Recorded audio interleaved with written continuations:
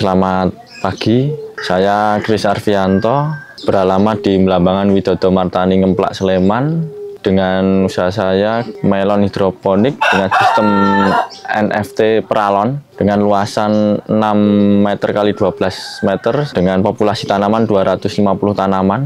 Tanaman ini 4 jenis tanaman, ada Sweet Kinanti, Kirani, Hami Adinda, sama Rock Melon Nuceria dari produk Tunas Agro. Saya mulainya 1,5 tahun yang lalu, Mas. Latar belakang saya itu S1 ekonomi aslinya, terus kenapa memilih pertanian? Mungkin karena simbah saya petani, saya balik ke petani. Dulu sebelumnya nanam cabai, karena cabai harganya fluktuatif ya. Yang di bidang pertanian apa yang perputarannya cepat dan harganya stabil? Ya di melon ini. Melon tuh gampang-gampang susah aslinya. Yang pertama mengatasi hamanya itu kutu kebul, yang bikin keriting tuh. Itu lolos duluan udah aman sih. Nanti kendalanya belakangan ada di polinasi, nanti gagal juga bisa. Kalau yang di greenhouse yang belakang rumah kita siasati dengan pakai lebah madu, polinasinya lebih irit tenaga. Potensinya aslinya masih luas ya pasarnya, Mas. Dari bakul juga masih kekurangan, dari open farm malah ini udah di PO semua sebelum panen, malah kekurangan juga. Pasti, Mas, kalau tantangan sosial itu pasti dari tetangga itu pasti kan ilmunya nggak dipakai istilahnya. Dari S1 ekonomi kok pertanian kan nggak nyambung, Mas. Terus ya kita membuktikan aja, Mas, kedepannya kan alhamdulillah berkembang. Dari satu greenhouse kita udah punya 3. Harapannya ya besok yang samping rumah ada bikin 2 lagi buat open farm ini. Kalau investor sih banyak sih aslinya, tapi kita belum berani. Yang kita pakai di sini NFT Nutriem Film Teknik itu mengandalkan kemiringan pipa peralon, sirkulasi airnya biar cepat sirkulasinya. Satu itu pasti pH air dan ppm air baku di daerah masing-masing ya, Mas. Semakin rendah ppm-nya semakin bagus. Kalau pH-nya tinggi itu biasanya diturunin, Mas, di angka 6, mentok di 65 lah. Ada pH down, bisa ada khusus cairan khusus yang bikin pH-nya turun. Kalau sistem ppm tuh ya tinggal kita ngeracik abemiknya, nyampurnya di air baku sama nutrisinya di tingkat berapa. Ke usia dari awal tanam sampai mau panen itu ada tingkatannya. Di sini ada 4 jenis Hami Adinda, Sweet Kinanti, Kirani, dan Rock Melon Nuceria. Kalau cara budidaya itu semua hampir sama sih, Mas. Cuma nanti bedanya mungkin di panenannya. Kalau untuk jenis Kirani ini lebih cepat panennya, selisih 5 hari dari yang lain, biasanya itu. Kalau pindah tanam 1 hari setelah tanam itu mungkin 60 sampai 65 hari, tergantung jenis melonnya juga. Mungkin daging sih, dagingnya yang kalau Kirani ini lembut manis, kalau yang Hami Adinda sama yang ini dia manis crunchy. Sweet Kinanti, manis crunchy, dalamnya orange semua. Kalau budidaya pertama itu kita rendam bijinya pakai air hangat-hangat kuku itu 3 jam. Setelah 3 jam kita pindah ke serbet yang udah dibasahi, pindah ke nampan ditutup pakai plastik, didiamkan sampai 12 sampai 1 hari. Nanti tunggu kecambah, kita pindah pakai rockwool. Di rockwool mungkin kita cuma 4 hari sampai 5 hari semai itu udah pindah lagi ke sini, peralon biasanya. Kalau di musim panas ini hama kutu kebul itu yang paling marak sih.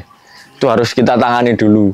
Kalau telat penanganan bisa semua habis, ulang lagi, bahayanya itu. Kalau nutrisi ini kita pakai nutrisi jadi, belum ngeracik sendiri. Berarti kita udah ABMI khusus melon yang udah jadi, kita tinggal beli aja. Kalau berapa hari sekali tergantung tandonya nanti habisnya berapa hari sekali. Kalau di sini paling 2 hari sekali nambah air baku, sekalian nambah nutrisi. Kalau yang di sini itu 6 meter kali 12 meter ada 2 greenhouse di depan rumah. Itu populasinya setiap greenhouse 250 tanaman. Kalau yang di belakang rumah itu ukuran 10 kali 24 meter. Ke tanamannya ada 650 tanaman. Jadi perputarannya kita sebulan sekali insya Allah ada panenan kalau nggak ada kendala.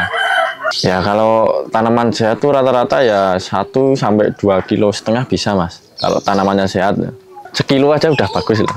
Istilahnya kita targetnya 1 pohon itu sekilo. Kalau rata-rata budidaya melon tuh 1 tanaman itu 1 buah kalau hasilnya maksimal.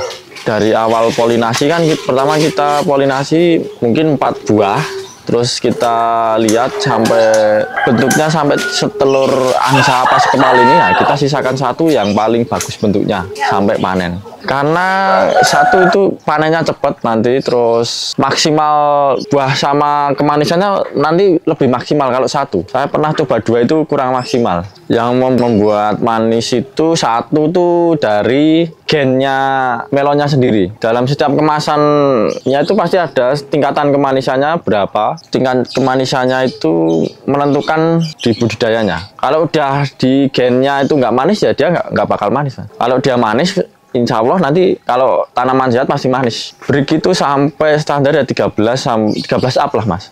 Pertama cari pasar itu agak susah sih. Pertama kita mainnya diambil sama bakul, ya ternyata yang susah buat balikin modalnya. Terus kita pelan-pelan promosi di Facebook, Instagram, TikTok, media sosial lah, yang penting gencar. Akhirnya dapat pasar sendiri, dan sekarang alhamdulillah sebelum panen pun udah dipesen semua ini. Motivasi untuk anak muda, jangan takut bertani, karena kita tinggal milih apa sistemnya yang simple sama buat kita itu tenaganya agak irit dan bisa, kalau mungkin kerja ya ini bisa di samping kerja aslinya dengan sistem kayak gini, dan nggak panas-panasan yang pasti, nggak panas nggak kotor. Kita mulai harga itu 25.000 sampai 30.000 per kilo. Potensi pertanian ini aslinya masih terbuka pasarnya ya. Barang sih aslinya kurang-kurang, tinggal kemauan dari anak-anak muda yang lain mau nggak terjun dan belajar yang tentunya. Kalau ingin bermitra itu hubungi aja di Arsifam, media sosialnya Instagramnya Arsifam juga, Arsifam ID. Monggo di situ bisa sharing-sharing ilmu lah istilahnya. Mumpung ini hari kemerdekaan, harapan saya untuk petani-petani milenial muda ke depan ya lebih semangat lagi, pantang menyerah. Ya, terima kasih sama Agrotech sudah meliput ke Arsifam ini. Assalamualaikum warahmatullahi wabarakatuh. Di sini ya. Tuh.